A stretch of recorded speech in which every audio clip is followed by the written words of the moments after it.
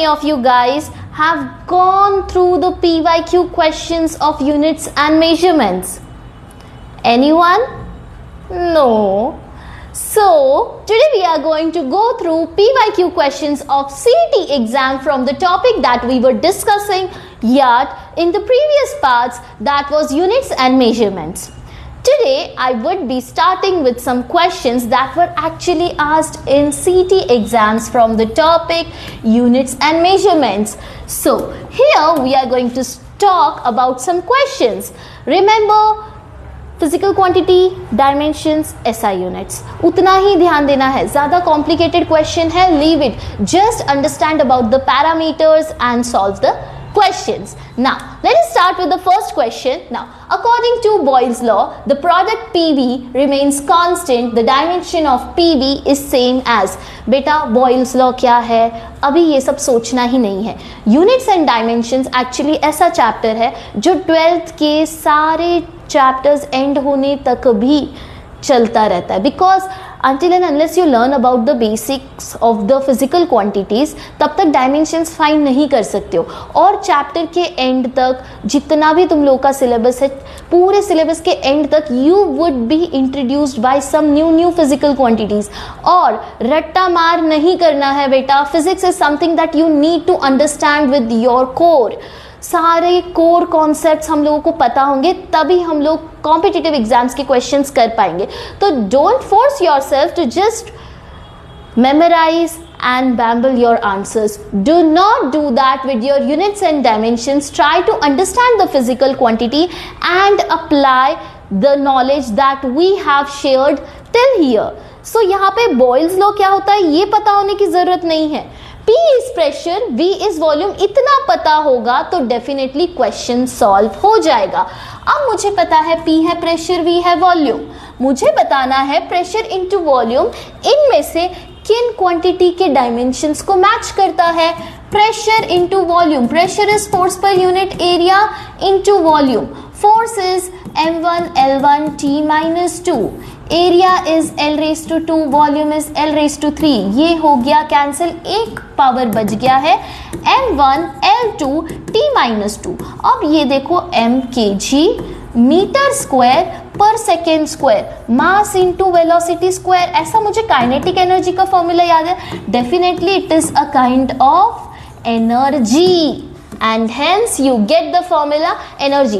अब जब सेशन खत्म होने होगा तब वहाँ पे बीच में 11th के सिलेबस में you are going to study about thermal properties of matter, thermodynamics and KTG.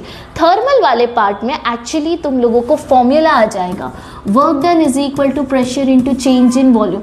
तो एक्चुअली ये डायरेक्टली कुछ चैप्टर्स बाद यू कुड बी प्रिडिक्टिंग. तो यहाँ पे ये you can say 5 second question है. पीवी देखा, वर्क डन इज एनर्जी. तो यहाँ पे टाइम सेविंग तुम लोगों का थोड़ा सा आगे चल के होगा. अभी के लिए you can just practice things. Time saving tricks at the end of the session तक सीखते रहोगे. यहाँ पे पीवी आया है, PV is directly work done and work done is nothing but energy. Now let us move to the next question. And ये तो बड़ा ही easy question आया है. और कब आया है? 2021 में. क्या आया है? ऐसा unit of density. Ma'am, density is mass per unit volume. Mass is kg, volume is meter cube. kg per meter cube. It's your option B. This is also a 10-second question max. वैसे तो direct ही था, KG metre cube, सीधा 2 या 3 seconds. यहाँ पे भी time save हो गया. Very easy. Let's move to the next question. अब थोड़ा सा डायमेंशन दिख रहा है, अब थोड़ा अच्छा भी लगेगा. Now you have been asked if the dimensions of a physical quantity are given by L1 MB TC. ये ध्यान रखना, अब m का पावर a नहीं है. कभी कभी जल्दी में बच्चे ध्यान नहीं देते हैं और MLT लिखने की आदत होती है तो पावर में गड़बड़ी कर देते हैं. तो डोंट मेक दैट मिस्टेक.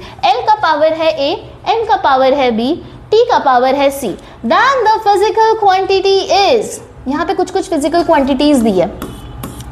कभी कभी ना ये थियोरेटिकल क्वेश्चंस नहीं है, ये है एमसीक्यू। कभी कभी ऑप्शंस भी देखने पड़ते हैं सॉल्व करने के पहले, तो सॉल्व करने के पहले एक बार ऑप्शंस देख लो बेटा, क्योंकि फिजिकल क्वांटिटी कौन सी है पूछी है। वेलोसिटी के लिए मुझे पता है डायमेंशन होता है L1t-1, मतलब ये है वैल्यू A का, ये है वैल्यू C का। यहाँ पे देखो A का वैल्यू -1, डेफिनेटली रॉन्ग, खत्म। फोर्स का डायमेंशन मुझे पता है m1 L1t-2, mass into acceleration, mass kg metre पर सेकेंड स्क्वायर, m1 L1t-2। अब देखो यहाँ पे ये है तुम लोगों का A का वैल्यू 1 है क्या? नहीं मैम, कैंसिल आउट।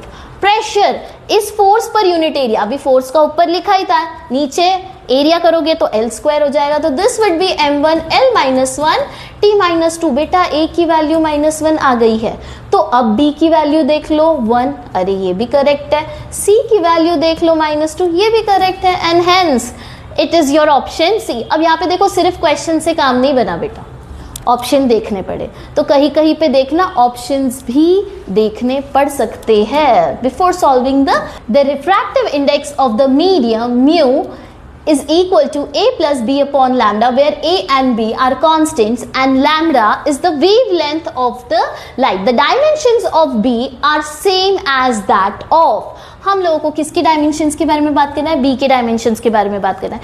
ये इक्वेशन देखते से ही क्या पता चल जाना चाहिए था? Dimension of mu will be equal to dimension of A and that will be equal to dimension of B upon lambda square.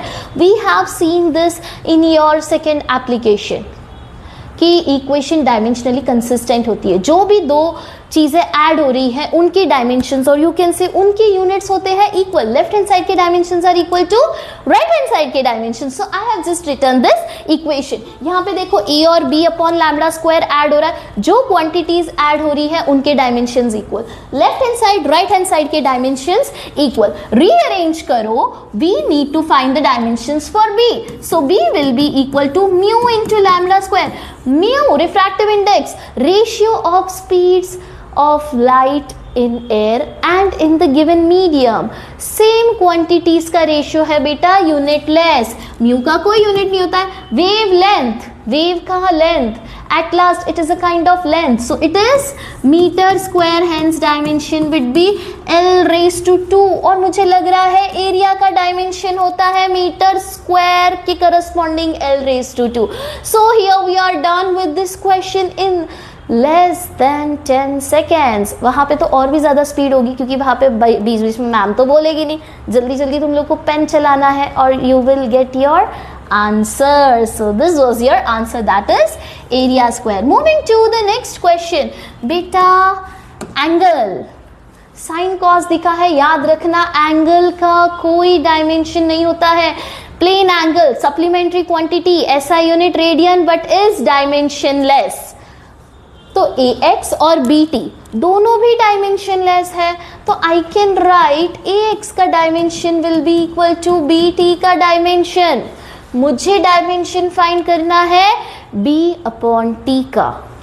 Rearrange this equation, B upon A will be equal to X upon T, that will be L1t-1 because we have been provided xt is displacement and time, and we are done. L1t-1 is your velocity, so hence we are done with the question. So our answer is velocity.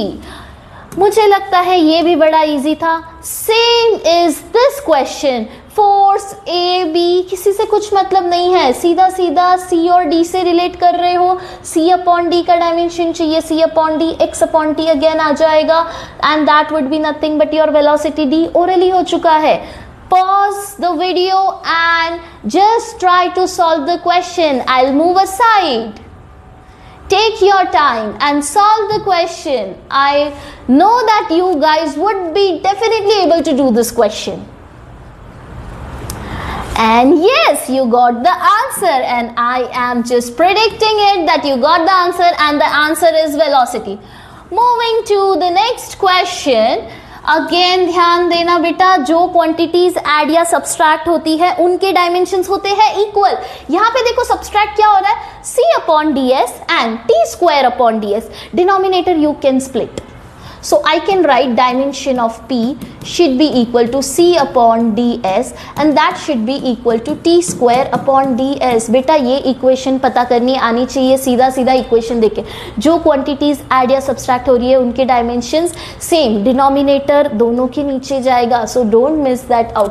अब देखते करना क्या है, D अपॉन C का dimension चाहिए. देखो reciprocal कर दो, D upon C would be 1 upon P S.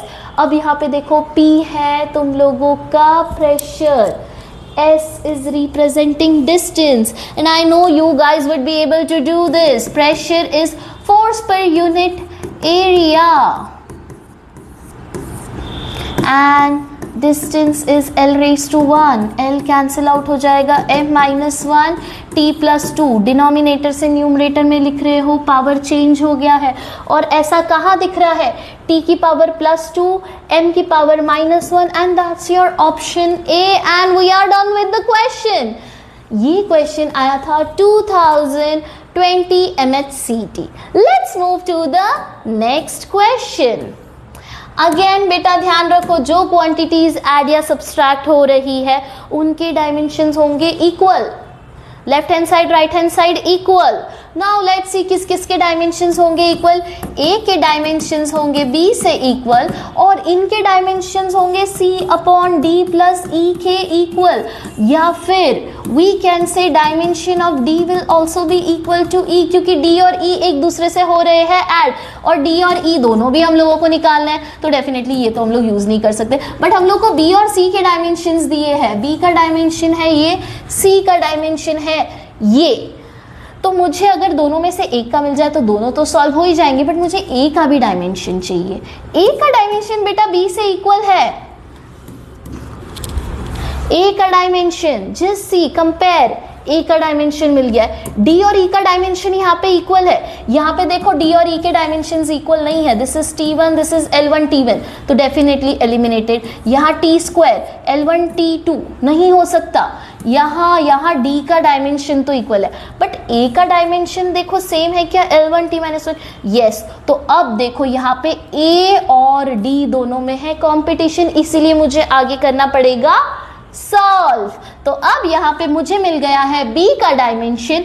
I can find out the dimension of D और यू कैन से E का dimension would be C upon dimension of B. मेरे पास C का भी dimension है, मेरे पास B का भी dimension है. L1 B is L1 T minus 1, so this would be T simply. So E and D का डायमेंशन है T, so it's your option A. This is how you are going to compare the dimension. सबसे पहले बेटा equation लिखना आना चाहिए. Equation कैसे लिखोगे, सीधा सीधा जो जो क्वांटिटीज ऐड हो रही है उनके डायमेंशंस को इक्वल लिख लो. यहाँ पे ऐड किस किस के डायमेंशंस हो रहे थे, B and C upon D plus E. D और ई ऐड हो रहे थे तो डी और ई के dimensions equal. This is how you can do the question.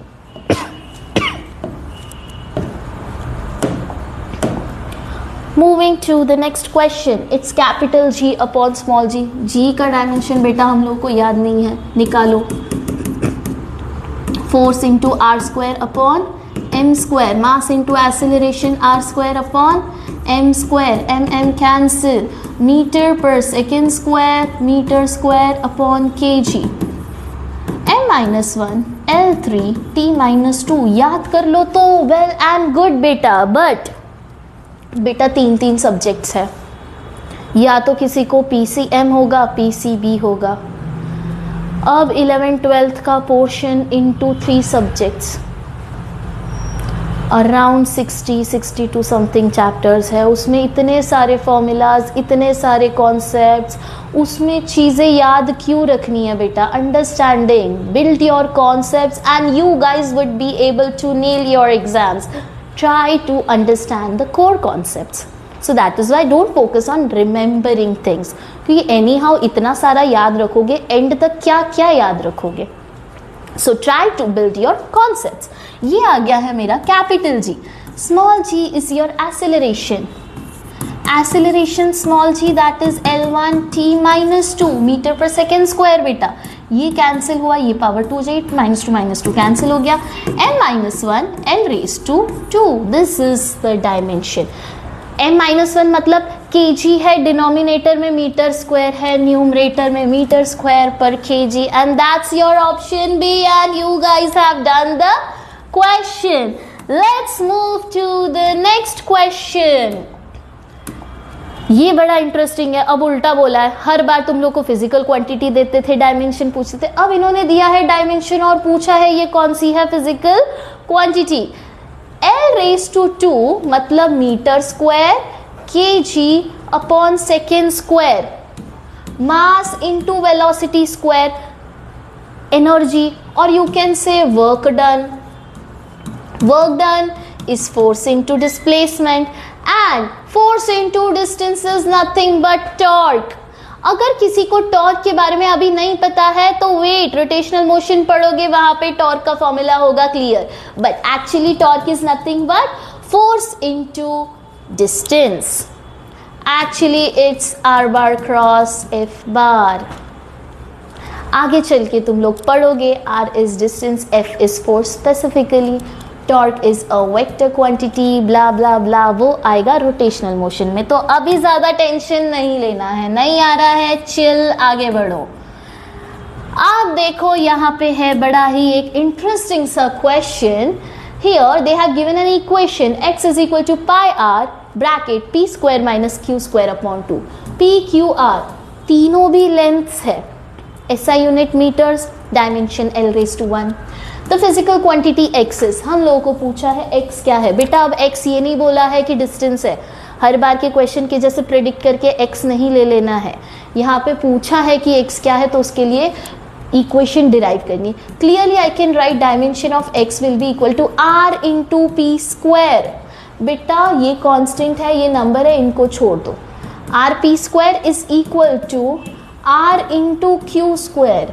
ये इक्वेशन प्रिडिक्ट करनी आ गई है तो बेटा हो चुका है 70% question solve. Now you just talk about x. Distance distance distance, metre cube, that is nothing but volume बेटा. That is your option A, and that was so simple यार. कर लिया तुम लोगों ने. अब ये मत सोचना कि मैम हो गया. हाँ बेटा हो गया. Now let's move to the next question. The force F acting on a body of density D are related by reflection. F is equal to y upon under root D. The dimensions of y are. Now I know the dimensions of force M1 L1 T minus 2. I know the dimensions of density, mass per unit volume. So M1 L raised to -3. I can find the formula for y from the given relation force into under root of density. बेटा under root of x को हम लोग लिखते हैं x raised to 1 by 2. So I can write m1 l1 t minus 2. under root है मतलब power बेटा होनी चाहिए 1 by 2.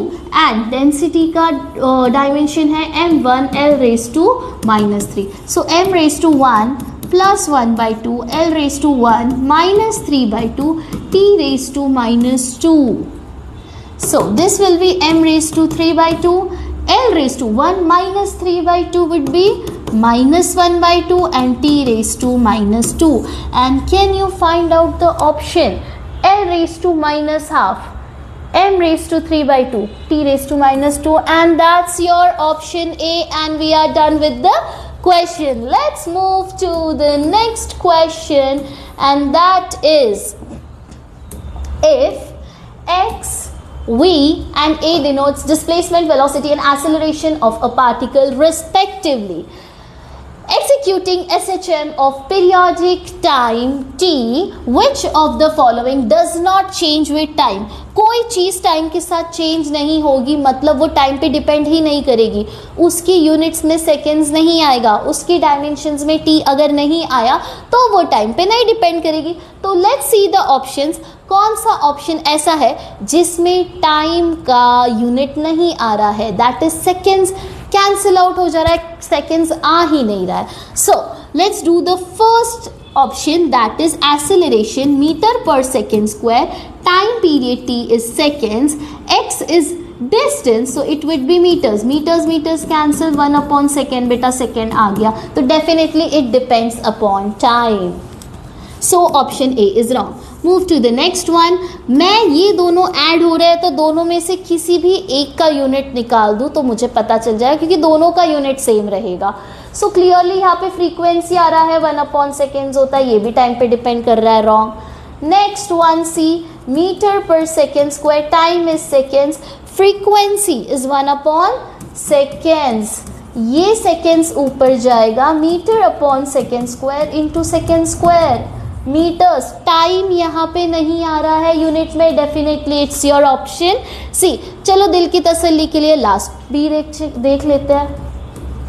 मीटर्स पर सेकेंड स्क्वायर इंटू सेकेंड्स, एक सेकेंड्स बच जा रहा है, definitely it depends upon time.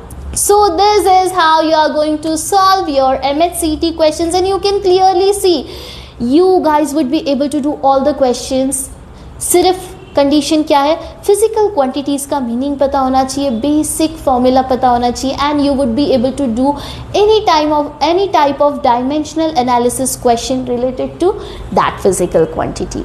So today we have seen some of the previous year questions from units and dimensions. Tomorrow we would be moving further with a new topic and a fresh topic, that is significant figures and rounding off के rules. Round of करना तो हम लोगों ने पहले से देखा ही है lower classes, but actually rules के साथ उसको कैसे करेंगे, that you would be seeing in my next video. Till then, bye-bye. Have a good day if you are watching the video in the morning, and good night if you are watching this video at night. So bye-bye. Signing off. Fix Physics by Kajal. Thank you.